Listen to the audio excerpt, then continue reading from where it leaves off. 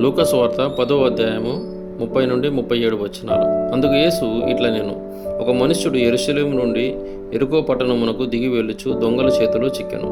వారు అతని బట్టలు దోచుకొని అతని కొట్టి కొర ప్రాణముతో విడిచెను. అప్పుడు ఒక యాజకుడు ఆ త్రోవను వెళ్ళుట తటస్థించెను. అతడు అతనిని చూచి పక్కగా పోయెను. అలాగుననే లేవీయుడొకడు ఆ చోటికి వచ్చి చూచి పక్కగా పోయెను. అయితే ఒక సమరయుడు ప్రయాణమై పోవచ్చు అతడు పడి ఉన్న చోటికి వచ్చి అతనిని చూచి అతని మీద జాలిపడి దగ్గరకు పోయి నూనెయు ద్రాక్షరసమును పోసి అతని గాయములను కట్టి తన వాహనము మీద ఎక్కించి ఒక పూటకూడవాని ఇంటికి తీసుకుని పోయి అతని పరామర్శించెను.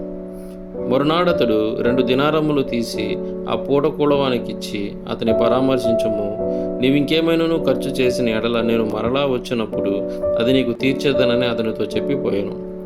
కాగా దొంగ చేతుల్లో చిక్కిన వానికి ఈ ముగ్గురిలో ఎవడు పొరుగువాడాయనని నీకు తోచుచున్నది అని యేసు అడగగా అతడు అతని మీద జాలిపడిన వాడే అనెను. అందుకు యేసు నీవును వెళ్ళి అలాగు చేయమని అతనితో చెప్పెను.